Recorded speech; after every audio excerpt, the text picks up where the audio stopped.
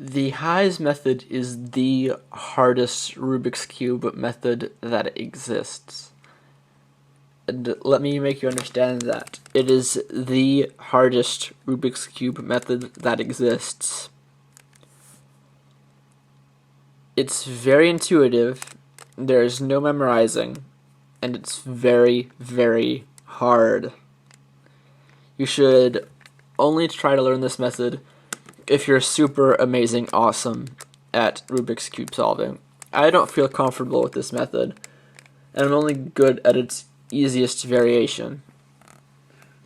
So I'm going to go through, it's like, the Heise method is like a tree, and at the top there's 3 branches. There's like the easy branch, the kind of easy branch, and the super, super hard branch.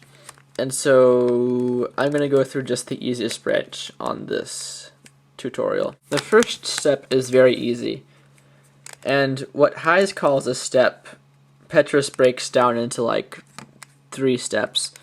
So basically what it is you get 4 squares on the Rubik's Cube, and what a square is a 1 by 2 by 2 block, like such.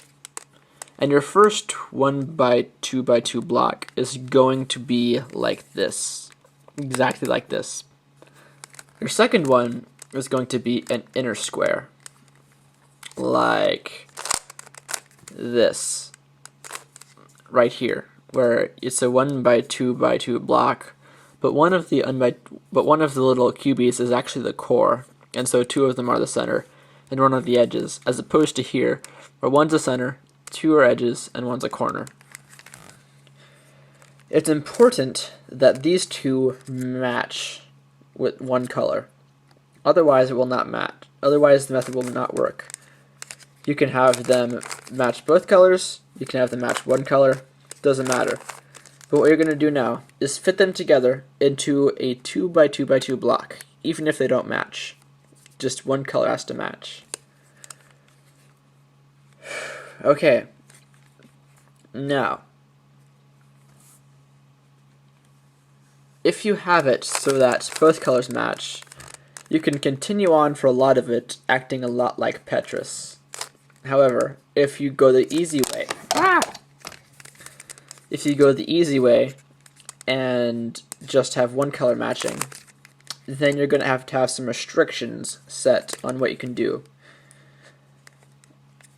So from here on, all of the squares you're going to do, there are 2 more, have to include white. And so you're going to be building onto here into a 2 by 2 by 3 block, kind of like Petrus.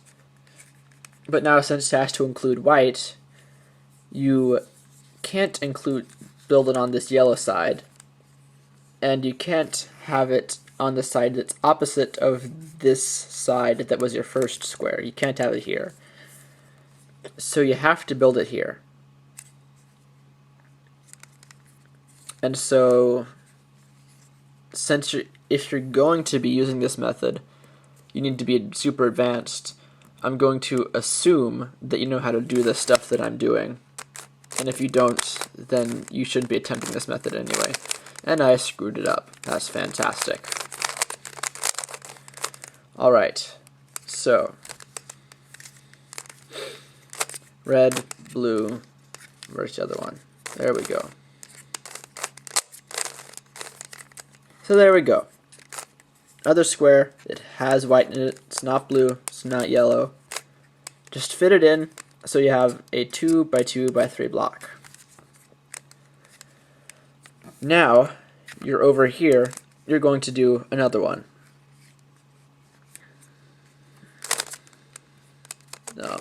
Block.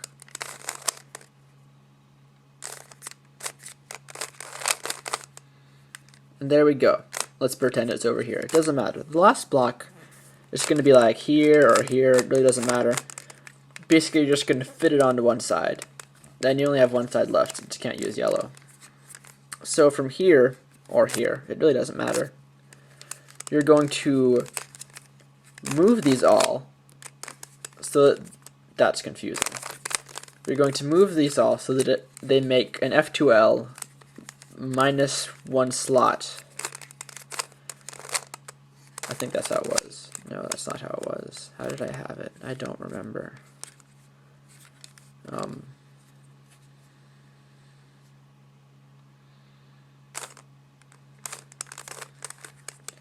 That's how I had it. Okay, so you're going to be moving that into place while you orient all these edges of the last layer. Now, what's important to remember is that edges, while you're orienting these edges, an edge that's in the missing F2L slot is going to be neutral. And the edge that needs to go into that F2L slot is also going to be neutral. So you really only have to worry about orienting the 3 or sometimes 4 actual top layer edges in the top layer. So what we can do is move that. And then if we just moved this down, we'd leave this unoriented. So what we can do, since this is neutral, but it's facing up right now, see, it'd be neutral, it's facing up right now, you can move this so that instead of being bad in the top layer, it's down here and neutral, and that's neutral, and these are oriented. Happy day. Let's screw it up a little bit. Don't even know what I'm doing.